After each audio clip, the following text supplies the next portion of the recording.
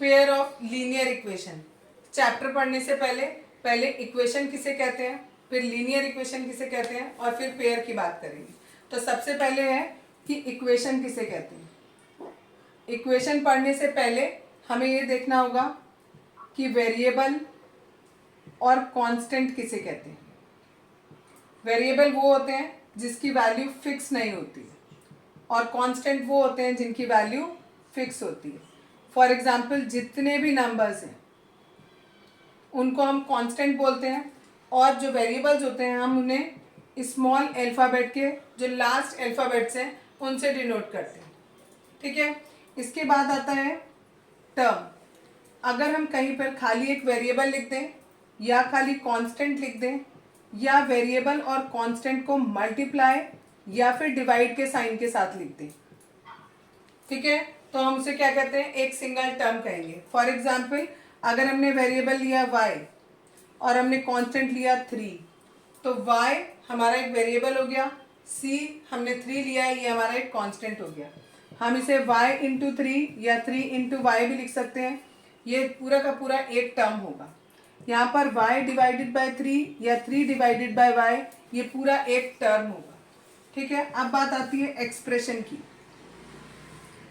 जब हमारे दो टर्म के बीच में प्लस या माइनस का साइन होता है तो हम उसे क्या कहते हैं, एक्सप्रेशन कहते हैं। सपोज 2x प्लस वाई, ये हमारा एक एक्सप्रेशन हो गया। ठीक, अब बात आती है इक्वेशन की। ये सब सीखने के बाद now it is equation. Equation में जब हम किसी भी एल्जेब्रिक एक्सप्रेशन को इक्वल रख देंगे किसी भी दूसरे वेरिएबल के या कांस्टेंट के या किसी टर्म के या किसी एक्सप्रेशन के इक्वल रख दें, तो उसे हम कहते हैं इक्वेशन। फॉर एग्जाम्पल अगर मेरे पास एक एक्सप्रेशन है 2x प्लस 3, अगर मैंने इसको एक वेरिएबल y के इक्वल रख दिया तो भी ये एक इक्वेशन कहलाएगी। अगर मैंने इसे किसी एक कांस्टेंट के इक्वल रख दिया तो भी एक इक्वेशन कहलाएगी। अगर मैं इसको एक और मैंने कांस्टेंट लिया, इसके एक और एक्सप्रेशन लिया, उसके इक्वल रखा, तो भी ये मेरी क्या कहलाएगी, इक्वेशन कहलाएगी। और ये मैंने यहाँ पर टर्म लिखा हुआ है, ये और ये सिंगल टर्म ही है। ठीक है, तो टर्म के इक्वल रखा तब भी इक्वेशन कहलाएगी, और अगर मैंने एक्सप्रेशन के इक्वल रखा तो भी इक्वेशन कहलाएगी। अब बात आती है लीनियर इक्वेशन की। लीनियर इक्वेशन किसे कहते हैं, लीनियर इक्वेशन किसे कहते हैं, कोई भी आपने इक्वेशन लिखी 2x plus 3y is equals to 5, एक मैंने लिखी 2x plus 3 is equals to 5। जब आपके जो भी वेरिएबल्स यूज़ किए हुए हैं, आपने दो इक्वेशन मैंने लिखी हैं, इस इक्वेशन में मैंने x लिखा है खाली और इसमें मैंने x और y दोनों लिखे हैं। मैक्सिमम पावर आपकी कितनी हो, 1 हो, जिसे हम डिग्री भी बोलते हैं। डिग्री को क्या बोलते हैं, मैक्सिमम पावर। इसमें मैक्सिमम पावर कितनी है, 1 है। यहाँ पर भी मैक्सिमम पावर कितनी है वेरिएबल्स की, 1 है। तो इनको हम कहेंगे जब हमारी लीनियर इक्वेशन, हम कब कहेंगे, जब हमारी इक्वेशन में वेरिएबल की मैक्सिमम पावर 1 हो तो हम उसे लीनियर इक्वेशन बोलते हैं। ये हमारी लीनियर इक्वेशन है एक वेरिएबल में, ये लीनियर इक्वेशन है दो वेरिएबल में। यहाँ पर दो वेरिएबल दिए हैं। अब जो आपके सिलेबस में है वो है लीनियर इक्वेशन है, और वो भी दो वेरिएबल वाली है। यानी हमें ये ऊपर वाली नहीं पढ़नी है, हमें ये पढ़नी है लीनियर इक्वेशन इन 2 वेरिएबल, और हमें इसका क्या पढ़ना है, पेयर्स पढ़नी है। ठीक है, यानी आपको कोई दो इक्वेशन दी होंगी और आपको इनको सॉल्व करना होगा। ठीक है, सॉल्व करने का मतलब होता है कि जो यहाँ पर वेरिएबल दिए हैं इन वेरिएबल की वैल्यूज आपको फाइंड आउट करनी है। कैसे करेंगे इन वेरिएबल्स की वैल्यू फाइंड आउट, इसके 3 मेथड होते हैं। पहला है ग्राफिकल मेथड, दूसरा is elimination method, and third one is substitution. एक और मेथड पहले पढ़ाया जाता था, उसको क्रॉस मल्टीप्लिकेशन मेथड कहते थे। ठीक है, लेकिन अब ये सिलेबस में नहीं है तो हमें ये वाला नहीं पढ़ना। केवल 3 है, ग्राफिकल मेथड, एलिमिनेशन मेथड और सब्स्टिट्यूशन मेथड। सबसे पहले ग्राफिकल मेथड कराऊंगी। ग्राफिकल मेथड के लिए कोई भी इक्वेशन अगर आपको दी है, सपोज इक्वेशन दी है x plus y is equals to 7, तो हमें क्या करना है, पहले इसके लिए हमें एक ग्राफ बनाना होगा। ग्राफ के लिए हम ऐसे टेबल बनाते हैं, इस टेबल में हम 4 कॉलम बनाएंगे। आप 4, 5, 6 कितने भी कॉलम बना सकते हैं, बट एक फिक्स रखो दिमाग में कि कितने कॉलम बनाओगे। आप हमेशा 4 कॉलम बनाओ, एक जगह x लिखो, एक जगह y लिखो। जो भी वेरिएबल दिए हैं वही हमें यहाँ रखने हैं। अगर यहाँ पर वेरिएबल a भी दिए होते तो मैं यहाँ a भी लिखती, अगर यहाँ yz दिए होते तो मैं यहाँ पर yz देती।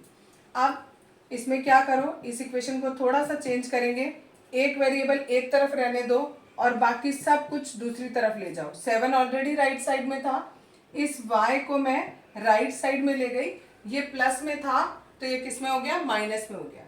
अब अपने मन से x की आपको कोई भी वैल्यू, सपोज 0 रखी पहले हमने, या 0 की जगह पहले मैं रखती हूँ -1, फिर 0 और फिर 1, ये 3 वैल्यू मैं अपने मन से x की पुट कर रही हूँ। अब इससे मैं y की वैल्यू निकालूंगी, तो देखो x इक्वल्स टू था दिस वन, ठीक है।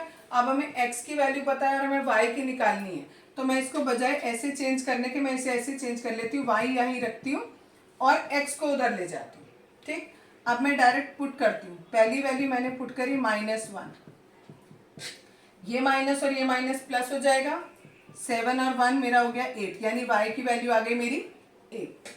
दूसरी बार फिर से हमने यही इक्वेशन लिखी और अब मैंने x की वैल्यू कितनी पुट करी, 0 पुट करी, तो मेरी y की वैल्यू आ गई 7। तीसरी बार भी हमने सेम काम किया, इस बार मेरी वैल्यू आ गई 6। इससे मुझे ये जो मैंने टेबल बनाया, ये जो मैंने नीचे कैलकुलेशन किया है, ये आपको पेपर में दिखाने की जरूरत नहीं होती है, आप डायरेक्ट टेबल बना दो, रफ में कर लो, डायरेक्ट टेबल बना दो। अब इस टेबल से हम क्या करेंगे, ग्राफ बनाएंगे। ग्राफ बनाने के लिए देखो x की वैल्यू मैक्सिमम -1 है, सॉरी इधर से माइनस में मैक्सिमम -1, यहाँ 0 और यहाँ पर 1, इसके आगे एक नंबर ले लो, इसके पीछे एक नंबर ले लो, ठीक। अब देखो y वाले में नीचे है ही नहीं, क्यों, माइनस में कोई भी नंबर नहीं है, ठीक। लेकिन ऐसा नहीं है माइनस बनाएंगे नहीं, थोड़ा सा बना दो और देन लीव इट, इसको छोड़ दो। अब आपको ऊपर कहाँ तक जाना है, 8 तक जाना है। मैं थोड़ा पास ले रही हूँ जिससे सारे के सारे नंबर आपको क्लियर हों। 1 2 3 4 5 6 7 8 और एक एक्स्ट्रा लेंगे 9 तक। अब देखो पहला नंबर है -1 और 8, इसको प्लॉट करना है जैसे हमने क्लास 9th में प्लॉटिंग पढ़ी थी। -1 यहाँ है, ठीक है, और 8 यहाँ पर, एक पॉइंट ये हो गया। दूसरा पॉइंट है 0,7, 0 यहाँ पर, 7 यहाँ पर। थर्ड पॉइंट 1,6, 1 यहाँ पर और 6 यहाँ पर। अब इन तीनों पॉइंट को ज्वाइन करते हुए आप एक स्ट्रेट लाइन ड्रॉ करो। क्लियर है इतना?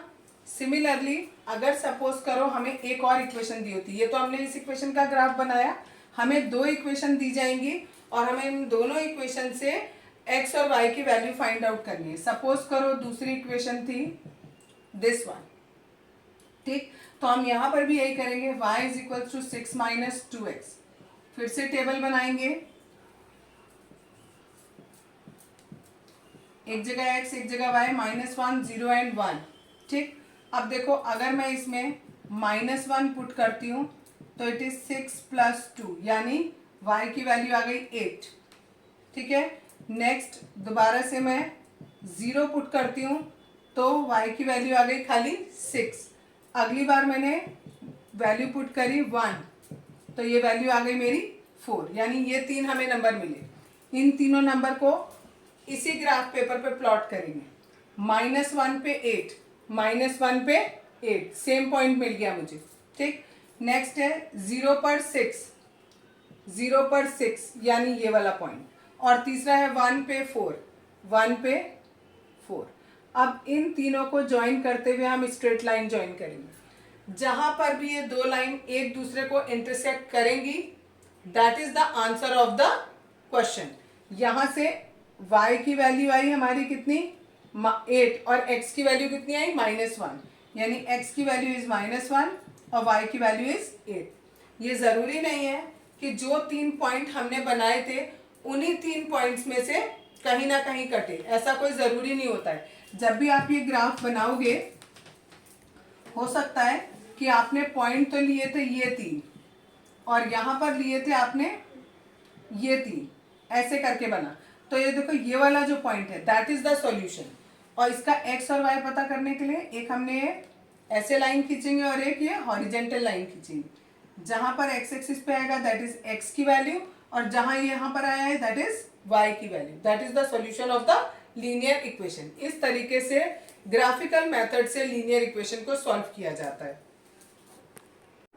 कल ग्राफ ड्रॉ करना बताया था, आपको बताया था अगर कोई 2 लीनियर इक्वेशन हमें दी हुई हैं, उन दोनों लीनियर इक्वेशन का अगर हमें सॉल्यूशन निकालना है तो हम उन दोनों इक्वेशन का ग्राफ बनाएंगे और जहां पर वो इंटरसेक्ट होंगी वो हमारा आंसर होगा उन इक्वेशंस का। ठीक है, यानी उन इक्वेशन का सॉल्यूशन होगा।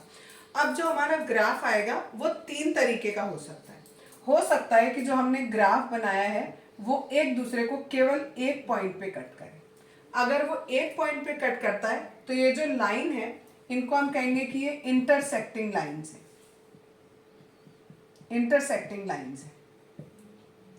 ठीक है, अगर मेरा ग्राफ जो है इस तरीके का आता है, दोनों जो लाइन आती हैं वो बिल्कुल एक दूसरे के पैरेलल आती है। जरूरी नहीं है कि ऐसा ही हो, ठीक है, बट दोनों जो लाइन के ग्राफ हैं वो कैसे आए, एक दूसरे के पैरेलल आए। पहली लाइन ऐसी बनाई, दूसरी लाइन भी ऐसी बनाई, पहली लाइन ऐसी बनाई, दूसरी लाइन भी ऐसी बनाई। दोनों अगर पैरेलल हैं, अगर दोनों पैरेलल हैं तो दैट मीन्स वो एक दूसरे को कहीं पर भी कट नहीं करेंगे। ठीक है, जब वो कट नहीं करेंगी तो उनका कोई सॉल्यूशन नहीं होगा, क्योंकि मैंने बोला था जब दोनों लाइन कट करती हैं, जिस पॉइंट पे कट करती हैं उस पॉइंट को हम क्या कहते हैं कि सॉल्यूशन बोलते हैं उन दोनों इक्वेशंस का। जब ये दोनों कट ही नहीं कर रही हैं तो दैट मीन्स कि उसका कोई भी सॉल्यूशन नहीं होगा और वो लाइन हमारी पैरेलल लाइन कहलाएगी। ठीक है, जब इंटरसेक्टिंग लाइन थी तो हमारा 1 सॉल्यूशन आ रहा था, ओनली 1 सॉल्यूशन। ठीक है, जब पैरेलल लाइन आ रही है तो कोई भी सॉल्यूशन हमें नहीं मिल रहा। ठीक, तीसरी चीज, एक तीसरा केस और हो सकता है कि अगर हमने ग्राफ बनाया और ग्राफ बनाने के बाद जो मेरी लाइन आई, एक लाइन ऐसे बनी और एग्जैक्टली उसी के ऊपर मेरी दूसरी लाइन आ गई। ठीक है, एक के ऊपर एक लाइन आ गई बिल्कुल, उनको हम कहते हैं कॉन्साइडिंग लाइंस। कॉन्साइड मतलब होता है एक के ऊपर एक आ जाना। ठीक है, उनको कॉन्साइडिंग लाइंस कहेंगे। जब दोनों लाइन एक के ऊपर एक है तो उस पर जितने भी पॉइंट्स हैं ये सारे के सारे इसका सॉल्यूशन होगा, क्योंकि मैंने बोला जब 2 लाइन एक दूसरे को कट करेंगी तो जहां कट करेंगी उसे हम सॉल्यूशन कह रहे हैं। अब ये पहली लाइन और इसी के ऊपर दूसरी लाइन, तो ये तो सारी जगह पर उसको कट कर रही है, तो इसमें कितने सॉल्यूशन होंगे, इनफाइनाइट। ठीक है, इनफाइनाइट मेनी सॉल्यूशंस होंगे। ठीक, जिस केस में हमारा सॉल्यूशन नहीं निकलता है उस केस को हम इनकंसिस्टेंट कहते हैं, और जिस केस में हमारा सॉल्यूशन निकल रहा है वो हमारा सॉल्यूशन कंसिस्टेंट कहलाता है। जो हमारा 1 सॉल्यूशन वाला केस है जिसको हम कंसिस्टेंट कह रहे हैं, जब इसमें 1 सॉल्यूशन आए, कंसिस्टेंट ये भी है, लास्ट वाला जो है ये भी हमारा कंसिस्टेंट कहलाएगा। क्यों, क्योंकि इसमें भी हमें सॉल्यूशंस मिल रहे हैं, यानी जिसमें सॉल्यूशन मिलेगा उसे कंसिस्टेंट कहेंगे और जिसमें सॉल्यूशन नहीं मिला वो इनकंसिस्टेंट होगा। लेकिन जिसमें हमें कंसिस्टेंट सॉल्यूशन मिल रहा है और केवल एक सॉल्यूशन मिल रहा है उसे हम कहते हैं इंडिपेंडेंट, और ये वाला हमारा कहलाता है डिपेंडेंट। ये सारे याद रखने हैं क्योंकि क्वेश्चन जब आपको आएंगे पेपर में तो इसी तरीके से आएंगे। ठीक है, अब किन्हीं 2 इक्वेशन को देखकर हम कैसे पता लगाएंगे कि उनका जो सॉल्यूशन है वो इंटरसेक्टिंग लाइन होगा या पैरेलल लाइन होगा या कॉन्साइडिंग लाइंस होगा। उसके लिए हम क्या करते हैं, जो हमारी इक्वेशंस होती हैं ax + by + c = 0, ये हमारा जनरल इक्वेशन है, किसी भी लीनियर इक्वेशन इन 2 वेरिएबल का जनरल इक्वेशन कहलाता है।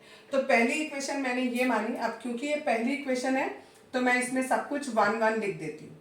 जो दूसरी इक्वेशन है उसमें मैं सब में 2 2 लिख देती हूँ। ठीक है, अगर और इसमें पहले आप निकाल लो a1/a2, यहाँ b1/b2 और ये c1/c2, जो भी यहाँ पर नंबर्स होते हैं उनका रेशियो निकाल लो। ध्यान रखना है बीच में प्लस रखना है आपको, ठीक है। और उसके हिसाब से a1a2, b1b2 और c1c2 तीनों निकाल लेने हैं और तीनों को ऐसे रेशियो में फाइंड आउट कर लेना है। अब जो सबसे पहला केस है जो मैंने आपको इंटरसेक्टिंग लाइंस वाला बताया था, अगर a1/a2 का रेशियो बराबर नहीं है b1/b2 के, तब हमारा जो आंसर होगा वो कौन सा होगा, इंटरसेक्टिंग लाइंस वाला, यानी जिसमें हमें केवल एक सॉल्यूशन मिल रहा था। जो दूसरा केस है जो मैंने आपको बताया था पैरेलल लाइंस वाला, पैरेलल लाइन में a1/a2 बराबर होगा b1/b2 के, बट बराबर नहीं होगा c1/c2 के। ये पैरेलल लाइन का केस है, पैरेलल लाइन का। और जो तीसरा केस है a1/a2 is equals to b1/b2 is equals to c1/c2, ये हमारा कॉन्साइडिंग, ठीक है, या कोइंसिडेंट लाइन भी कहते हैं, ठीक है। कोइंसिडेंट लाइन वाला केस हमारा ये हो गया। यानी जब भी आपको क्वेश्चन दिया जाए और आपसे कहा जाए केवल इक्वेशन को देखकर बिना ग्राफ ड्रॉ किए आप ये बताओ कि हमें एक सॉल्यूशन मिलेगा, एक भी सॉल्यूशन नहीं मिलेगा, या बहुत सारे सॉल्यूशन मिलेंगे, तो कैसे पता लगाएंगे? दोनों इक्वेशन से ये वैल्यूज फाइंड आउट करेंगे। अगर ये दोनों का रेशियो, शुरू के दो का रेशियो इक्वल नहीं है, तो दैट मीन्स कि जो लाइंस होंगी वो इंटरसेक्ट करेंगी एक दूसरे को और केवल एक सॉल्यूशन हमें मिलेगा, ठीक। दूसरी बात, अगर शुरू के दो का रेशियो सेम है लेकिन वो तीसरे के रेशियो के इक्वल नहीं है, तो हमें पैरेलल लाइंस मिलेंगी, ठीक है। और पैरेलल लाइन मिलने का मतलब है कि हमें कोई भी सॉल्यूशन नहीं मिलेगा। कोई सॉल्यूशन नहीं मिलेगा that means it is inconsistent. एक सॉल्यूशन मिला था, कंसिस्टेंट था, ठीक है, और इंडिपेंडेंट था, और ये वाला हमारा कंसिस्टेंट ही नहीं है, इनकंसिस्टेंट हो गया। और तीसरा केस जिसमें ये तीनों के तीनों रेशियो एक दूसरे के बराबर होंगे वो कहलाएंगे कोइंसिडेंट लाइन, और इसमें हमें इनफाइनाइट सॉल्यूशन मिलेंगे। ये हमारा कंसिस्टेंट होगा, लेकिन ये सारे के सारे कैसे होंगे, डिपेंडेंट होंगे। एक एग्जाम्पल से बता रही हूँ आपको। ये सपोज दो हमें लीनियर इक्वेशन दिए हैं और हमें पहले पता लगाना है कि बिना ग्राफ ड्रॉ किए हमें ये पता लगाना है कि इनसे हमें कितने सॉल्यूशन मिल सकते हैं। तो सबसे पहले जो बेसिक हमारा जो जनरल इक्वेशन होता है वो ये होता है, यानी इसमें जो c है वो इक्वेशन के लेफ्ट में होता है। इन दोनों इक्वेशन में c हमें राइट में दे रखा है, तो पहले मैं इन दोनों को लेफ्ट में ले आऊंगी। लेफ्ट में लाऊंगी तो साइन चेंज हो जाएगा और माइनस का हो जाएगा। सिमिलरली यहाँ पर भी माइनस का हो जाएगा, ठीक है। लेकिन मैंने बताया जनरल इक्वेशन में सब कुछ किस में रहता है, प्लस में रहता है, तो आप इसे भी प्लस में करो और ये ब्रैकेट में -6 कर लो, ये प्लस में माइनस ब्रैकेट में, और सिमिलरली यहाँ पर ये प्लस में और ये ब्रैकेट में कर लिया। अब हम दोनों को कंपेयर करेंगे। पहले वाली ये इक्वेशन है मेरी, इस इक्वेशन को मैंने a1x b1y sorry plus c1 इससे कंपेयर किया। जब इससे कंपेयर करूंगी a1 की वैल्यू आई 1, यहाँ पर कुछ नहीं है तो दैट मीन्स 1 हुआ, b1 की वैल्यू आई 3 और c1 की वैल्यू आई -6। सिमिलरली जब मैं इसको कंपेयर करूंगी तो देखो a2 की वैल्यू आई 2, b2 की वैल्यू आई -3 और c2 की वैल्यू आई -12, ठीक। अगले स्टेप में मुझे इन दो इनका रेशियो लेना है। a1/a2 लेंगे 1/2, b1/b2 लेंगे इट इज 3/-3, यानी 1/-1 कह सकते हो आप इसे, और c1/c2 इज -6/-12। इन दोनों को कट किया इट इज 1/2। तो इस केस में हमारे ये जो तीनों ही हैं ये तीनों के तीनों इक्वल नहीं है, ठीक। यानी हम जो सबसे पहला केस पढ़ा था इंटरसेक्टिंग वाला, वहां पहुंचते हैं। a1/a2 इक्वल नहीं है b1/b2 के। ये कंडीशन सेटिस्फाई हो रही है यहाँ पर, यस। तो दैट मीन्स इसमें हमें केवल एक सॉल्यूशन मिलेगा, और ये लाइन कैसी बनेगी, इंटरसेक्टिंग लाइंस बनेगी,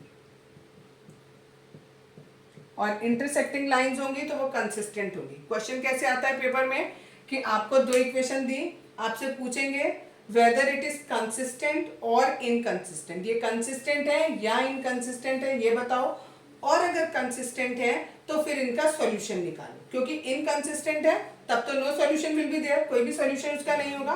तो पहले आपको यही पता करना होगा, और उसके बाद जब आपने पता कर लिया कि ये इक्वल है, तब आपको इसका ग्राफ बना के देखना पड़ेगा कि दोनों लाइन कहाँ इंटरसेक्ट कर रही हैं।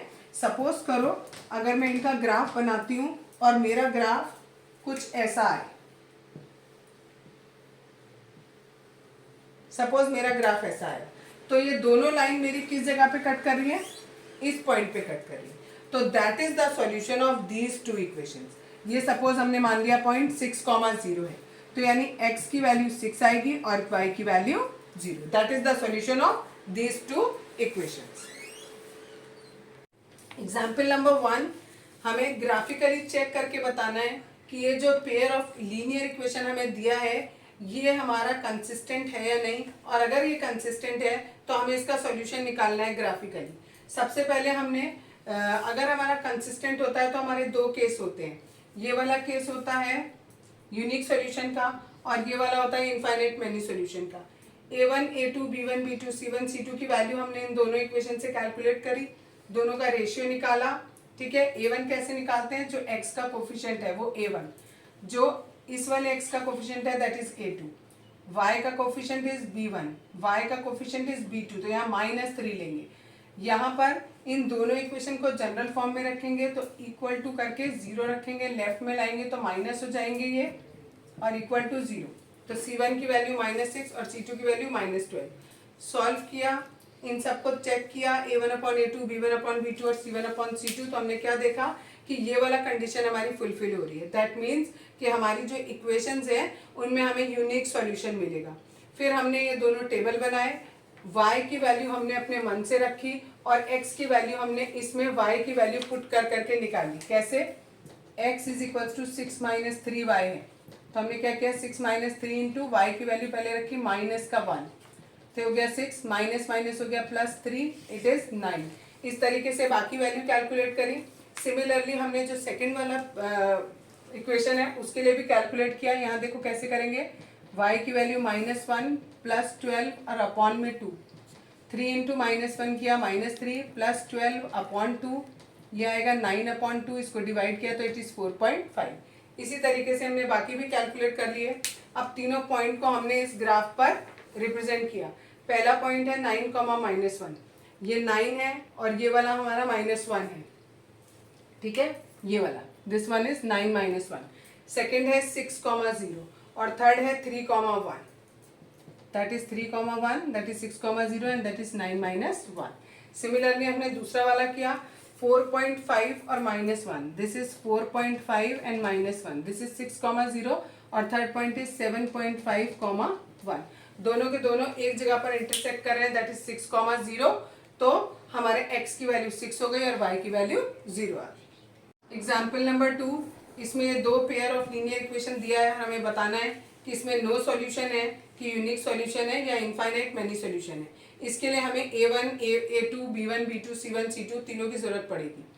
दो तरीके हैं इसको करने के, या तो आप पहले इस इक्वेशन का एलसीएम ले लो, ठीक है, और अगर एलसीएम नहीं लेना चाहते तो डायरेक्ट भी कैलकुलेट कर सकते हैं, लेकिन डायरेक्ट करने में आपको कैलकुलेशन और लंबा पड़ेगा, इसलिए मैं आपको बता रही हूँ कि आप एलसीएम ले लो। सपोज आपने इन तीनों का एलसीएम लिया 5, यहाँ पर आ गया 15x, यहाँ पे 24y और यहाँ पर 3 इक्वल्स टू 0। इस 5 को क्रॉस मल्टीप्लाई करूंगी तो ये भी 0 हो जाएगा, यानी इक्वेशन आएगी दिस वन। ठीक है, अब पहली इक्वेशन थी ये, दूसरी इक्वेशन है ये।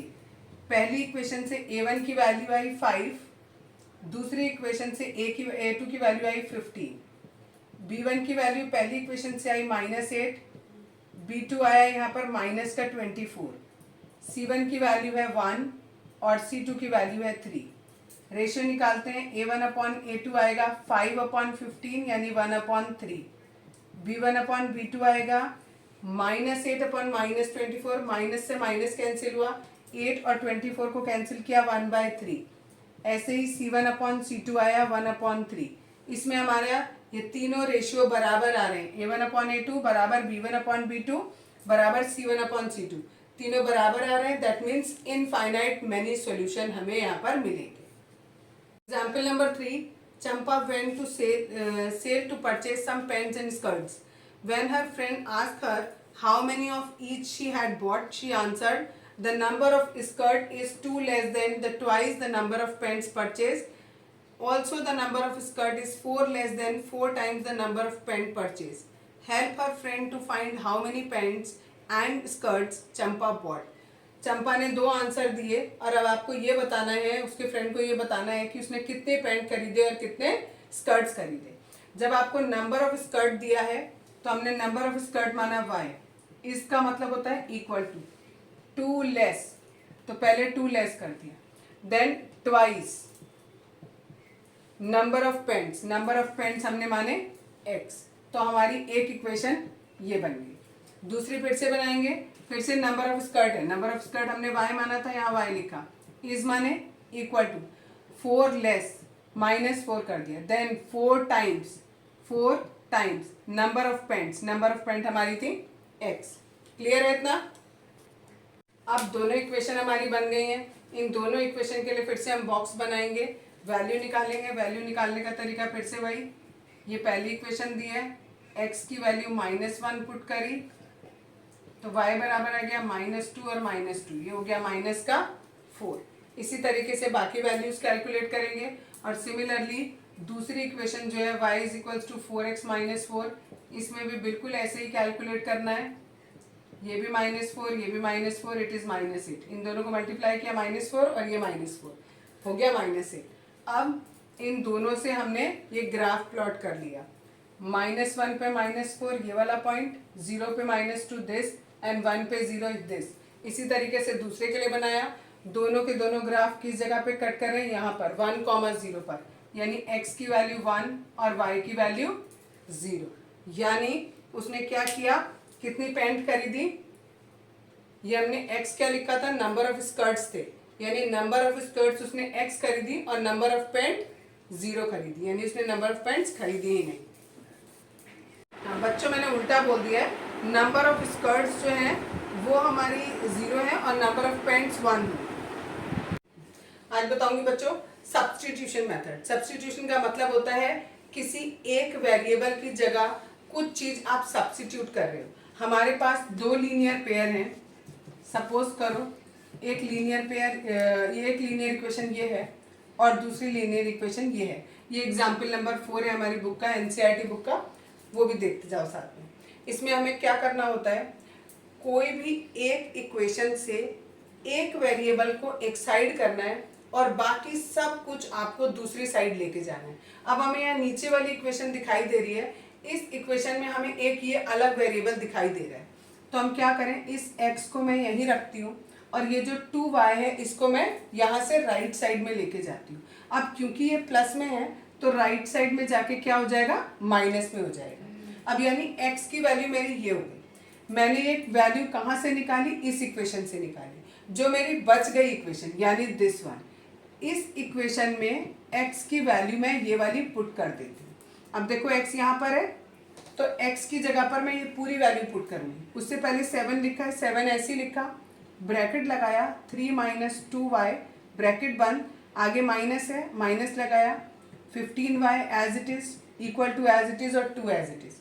अब इस 7 से इसको मल्टीप्लाई करेंगे, 21 और 7 2 ज़ा 14y minus 15y is equals to 2।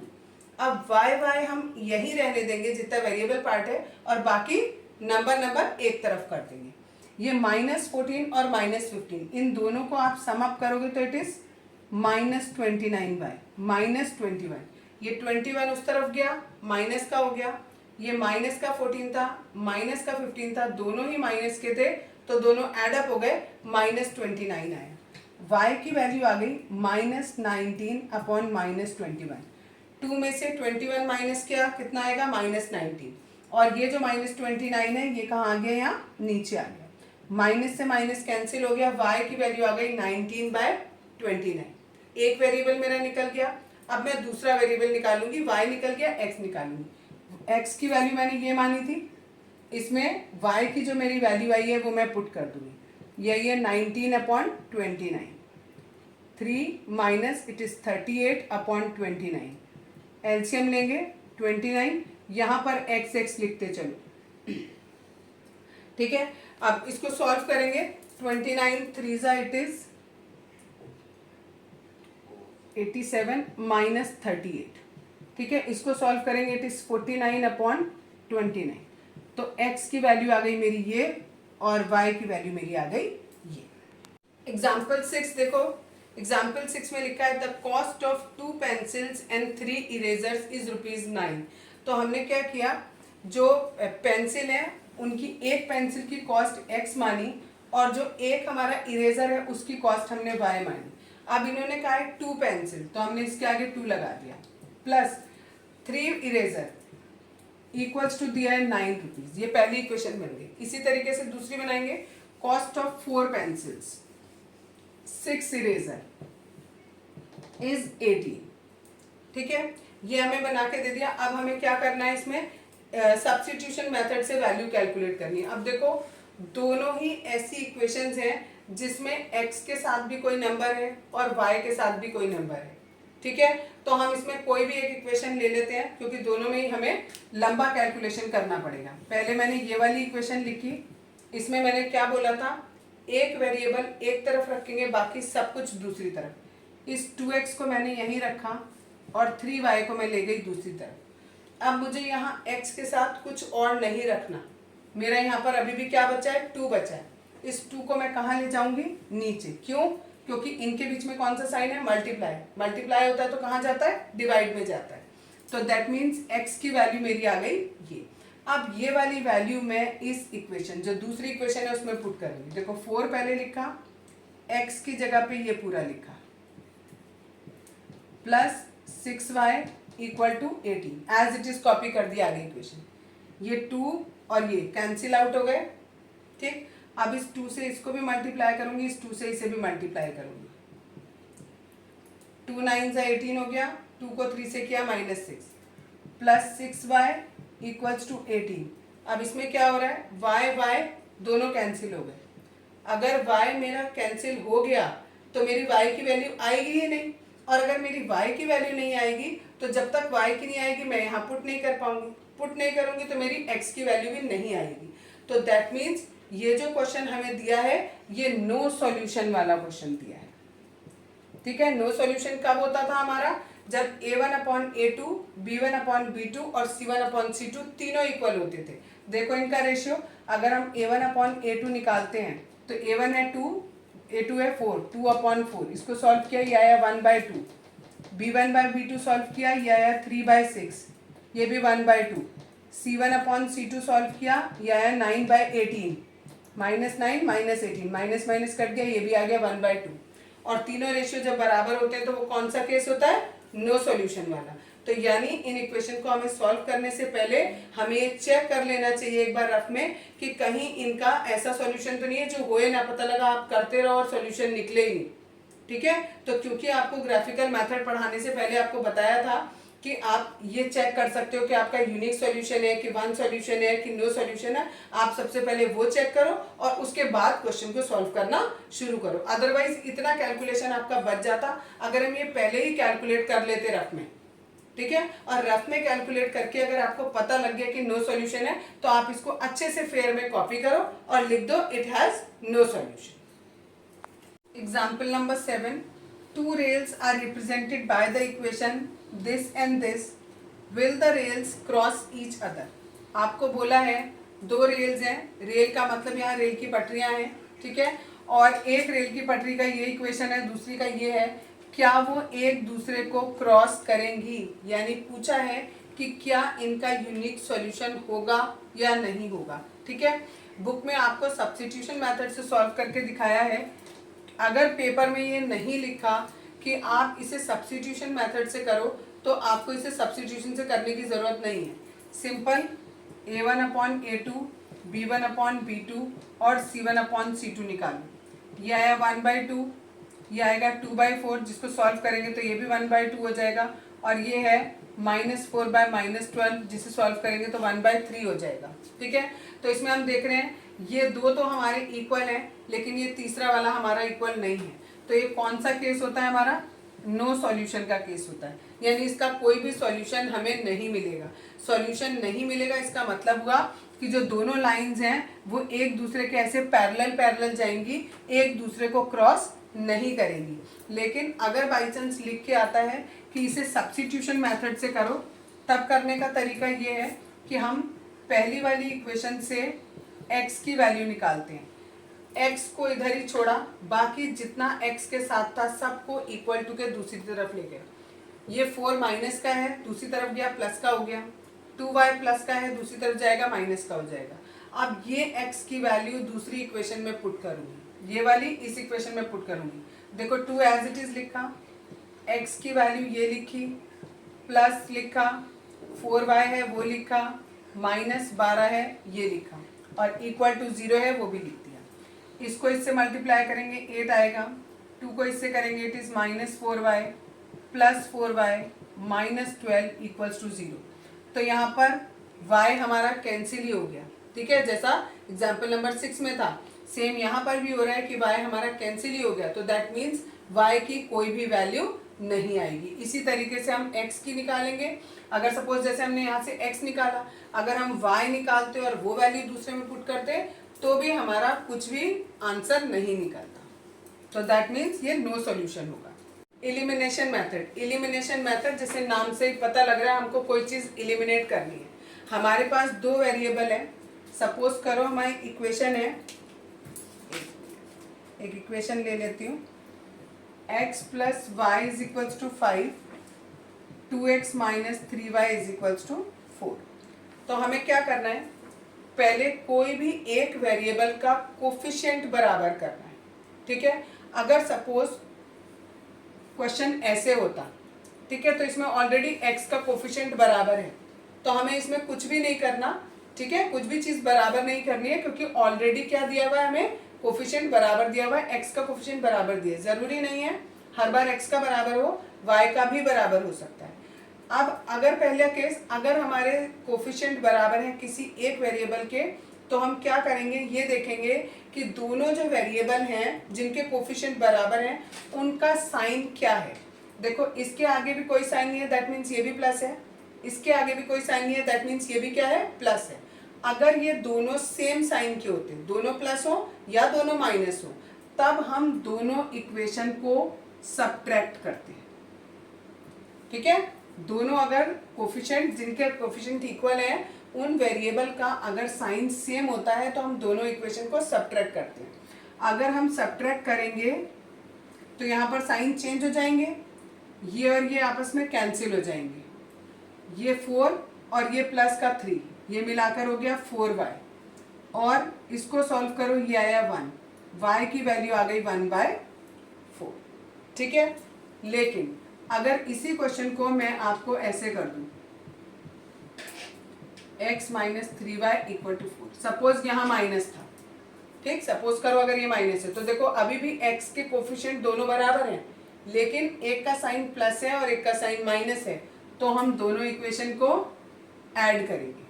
अभी भी मेरे ये दोनों कैंसिल आउट हो गए, इन दोनों को सॉल्व किया माइनस का 2y, इन दोनों को सॉल्व किया 9, क्योंकि हमें ऐड करना है, और y is equals to minus 9/2, तब मेरा आंसर ये आ जाएगा, ठीक। ये तब है केस जब किसी एक वेरिएबल के दोनों कोफिशिएंट बराबर हो। अब सपोज करो इक्वेशन हमें x plus y is equals to 5, 2x minus 3y is equals to 4।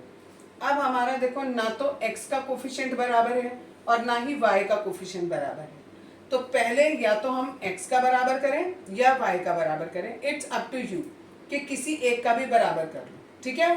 तो हमने क्या किया, मैंने कहा चलो मैं एक y का बराबर करूंगी, x का नहीं करूंगी, मैं y का बराबर करूंगी। अगर मैं y का बराबर करती हूँ, y में आगे क्या लिखा है, 3 लिखा है, तो अगर इस ऊपर वाली पूरी इक्वेशन को मैं 3 से मल्टीप्लाई कर दूं तो मेरा 3y आ जाएगा ना। देखो 3 को करूंगी x से तो इट इज 3x, 3 को करूंगी y से इट इज प्लस का 3y, और 3 को करूंगी 5 से इट इज 50, ठीक है। ये हमने इक्लुइड्स में पढ़ा था कि अगर कोई इक्वेशन के दोनों पार्ट बराबर हैं तो उन्हें हम सेम नंबर से मल्टीप्लाई कर दे दोनों तरफ, तब भी वो सेम रहती है। तो इसलिए हमने दोनों तरफ, इधर भी और इधर भी, दोनों तरफ हमने 3 से मल्टीप्लाई कर दिया। अब देखो फिर से क्या हो गया, ये वेरिएबल इनके कोफिशिएंट क्या आ गए, बराबर आ गए, और दोनों का साइन कैसा है, ऑपोजिट है। अगर दोनों का साइन ऑपोजिट है तो क्या किया जाता है, ऐड किया जाता है। 5x लिखा, ये दोनों कट गए और इन दोनों को ऐड किया, इट इज 19, x की वैल्यू आ गई 19/5। ठीक है, जो भी हमारी ये वैल्यू आएगी दोनों में से किसी भी इक्वेशन में पुट करेंगे और y की वैल्यू कैलकुलेट करेंगे। वो अभी बाद में बताऊंगी कैसे सॉल्व करते हैं। अभी पहले एक चीज और देखो, अगर हमारी इक्वेशन फिर से यही मैं लिखूं x plus y is equal to 5 और दूसरी है 2x minus 3y equal to 4। अब मेरा मन कर रहा है मैं y के नहीं, मैं x के कोफिशिएंट बराबर करूं, तो x के आगे क्या लिखा है 2, यानी इस पूरी इक्वेशन को किससे मल्टीप्लाई कर दूं, 2 से मल्टीप्लाई कर दूं। ठीक, यानी जब 2 को x से किया तो 2x आया, 2 को y से किया तो 2y आया, और 2 को 5 से किया तो 10 आया। अब देखो यहाँ जो x के जिस वेरिएबल के कोफिशिएंट बराबर हैं उनके आगे क्या है, दोनों के आगे प्लस का साइन है, प्लस का साइन है यानी सेम साइन है, तो मैं क्या कर दूं, इन्हें सब्ट्रैक्ट कर दूं। सब्ट्रैक्ट कर दूंगी तो ये मेरे कैंसिल हो गए, ये माइनस और ये भी माइनस, माइनस का 5y, इन दोनों को माइनस किया -6, y की वैल्यू आ गई -6 अपॉन -5, माइनस से माइनस कैंसिल, आंसर इज 6/5। अब ये y की वैल्यू किसी भी एक इक्वेशन में पुट करूं और x की वैल्यू निकालूंगी तो मेरा दूसरा वेरिएबल आ जाएगा। देखो करके दिखा देती हूँ, 2x minus 3y is equals to 4 था मेरे पास। ठीक है, इस वाले की बजाय पहले वाले में रखते हैं, वो ज़्यादा इजी है equation. x plus y is equals to 5 थी, y की वैल्यू मेरी रखी 6/5 इक्वल टू 5। इस 6/5 को राइट में ले गए, एलसीएम लिया, 25 माइनस 6, ये हमारा आ गया 19/5। क्लियर है इतना। Example number 8, the ratio of income of 2 persons is 9:7। 2 person है, उनकी इनकम का रेशियो दिया हुआ है 9:7। मान लिया जो फर्स्ट पर्सन है उसकी इनकम है 9x और दूसरे पर्सन की इनकम है 7x, and the ratio of their expenditure, और जो वो खर्चा करते हैं उसका जो रेशियो दिया है वो 4:3 दिया हुआ है। तो हमने माना 4y और 3y, यानी वो कमाते इतना है, खर्च इतना करते हैं। दूसरा वाला इंसान इतना कमाता है और इतना खर्च करता है। आगे दिया है if each of them manages to save ₹2000, दोनों के दोनों खर्च करने के बाद 2000 रुपये बचा लेते हैं। इतना कमाया, उसमें से इतना खर्च कर दिया, इसको माइनस करेंगे तो सेविंग आएगी, दैट इज 2000। सिमिलरली ये उसने कमाया, ये उसने खर्च किया, दोनों को माइनस करेंगे तो क्या आएगा, सेविंग आएगी। 2 इक्वेशन बन गई, दोनों को हमें फिर से सॉल्व करना है। कैसे करेंगे, एलिमिनेशन मेथड से। अब देखो यहाँ 4 दिया है, यहाँ 3 दिया है, अगर मैं y के कोफिशिएंट बराबर करना चाहूँ, दोनों बराबर नहीं है, यहाँ पर x के भी बराबर नहीं, तो अब मेरे को अगर y के बराबर करने हैं तो मैं क्या करूँगी, इस पूरी इक्वेशन को मल्टीप्लाई कर दूंगी 3 से और इस पूरी को मल्टीप्लाई कर दूंगी 4 से। तो अगर देखो मैं ऐसा करती हूँ तो देखो यहाँ 3 4 जा 12 हो जाएगा और यहाँ भी 4 3 जा कितना हो जाएगा, 12 हो जाएगा।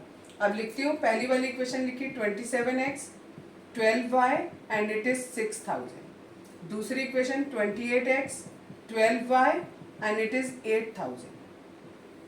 अब देखो जिन वेरिएबल के कोफिशिएंट्स बराबर हैं उन दोनों का साइन कैसा है, सेम है।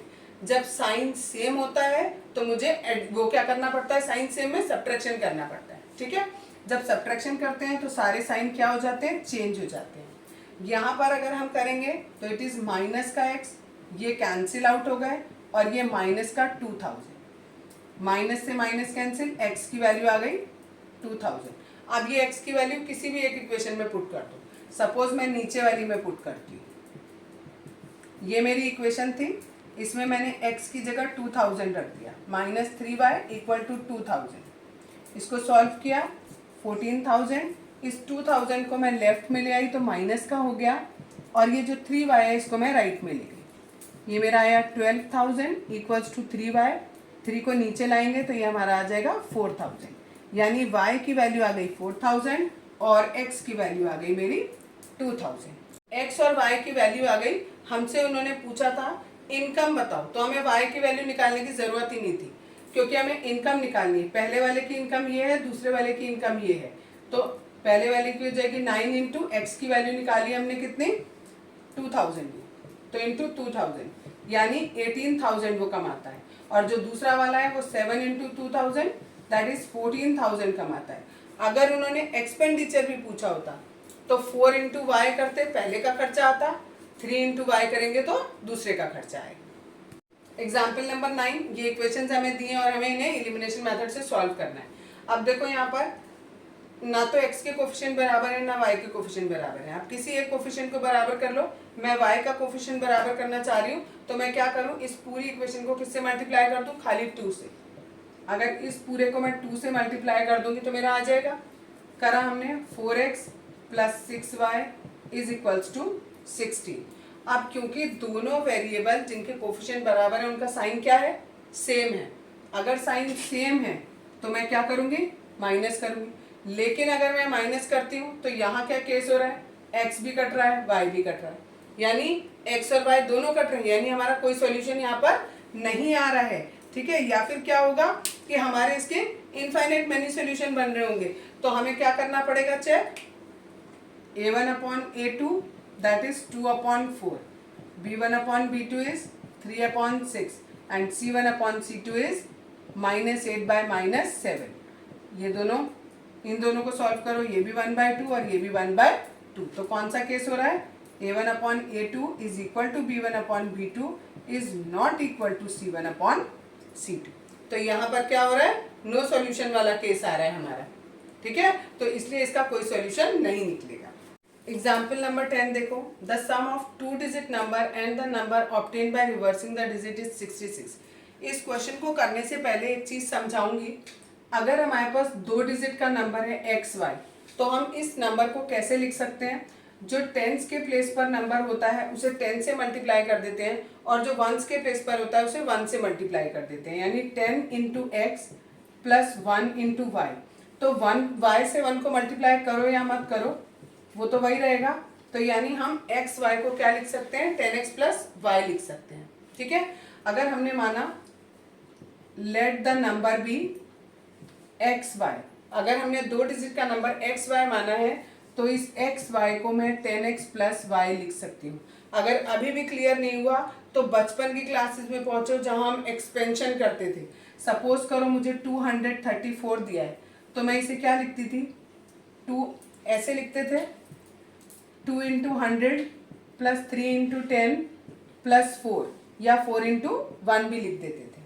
ठीक है, अगर मेरा 2 ही डिजिट का नंबर होता था तो 3 इंटू 10 प्लस 4, तो यानी जो टेंस का नंबर है उसे 10 से मल्टीप्लाई करते थे और जो वंस का नंबर है उसे 1 से मल्टीप्लाई करते थे। सेम काम मैंने यहाँ पर किया है। मेरा नंबर है एक्स वाई, तो मैं उसको टेंस वाले नंबर को 10 से मल्टीप्लाई कर रही हूँ और वंस वाले नंबर को 1 से मल्टीप्लाई कर रही हूँ।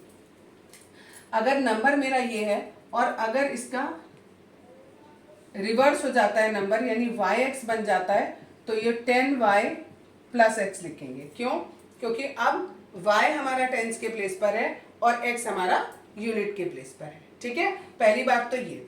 अब इन्होंने बोला है the sum of 2 digit number and the number obtain by reversing the digit, यानी नंबर और उसको रिवर्स करने के बाद उन दोनों का सम इज 66। एक्स वाई की जगह लिखा 10x प्लस वाई, इसकी जगह लिखा 10y प्लस एक्स और इट इज 66। 10x और इस x को ऐड किया इट इज 11x, इन दोनों को ऐड किया it is 11y, it is 66। दोनों में से क्या कॉमन आ रहा है, 11 equals to 66। x plus y is equals to 66 upon 11 that is 6। यानी एक इक्वेशन मेरी बन गई, क्या, x plus y is equals to 6। Clear, जो पहला स्टेटमेंट दिया था उससे मेरी ये एक इक्वेशन बन गई। अब मुझे दूसरी इक्वेशन बनानी है। If the digit of the number differ by 2, दोनों डिजिट कौन कौन से थे, मैंने कौन से डिजिट माने थे, एक्स वाई, तो x माइनस वाई उन दोनों का डिफरेंस किसके बराबर है, 2 के बराबर है। तो यानी एक इक्वेशन हो गई मेरी x plus y is equal to 6 और दूसरी x minus y is equal to 2। अब इन दोनों को सॉल्व करना है, दोनों के कोफिशिएंट बराबर हैं और हम y वाले को देख रहे हैं, एक प्लस है एक माइनस है, तो दोनों इक्वेशन को मैंने ऐड कर दिया। ऐड किया तो ये कैंसिल हो गया, x की वैल्यू मेरी 4 आ गई। ये वैल्यू मैंने इस वाली इक्वेशन में पुट कर दी, x की वैल्यू रख दी 4, तो y की वैल्यू मेरी आ गई 2। यानी मेरा नंबर कितना हो गया, x y मेरा नंबर था, x की वैल्यू आई 4 और y की वैल्यू आई 2, यानी 42। यानी जो ओरिजिनल नंबर था वो कितना था मेरा 42।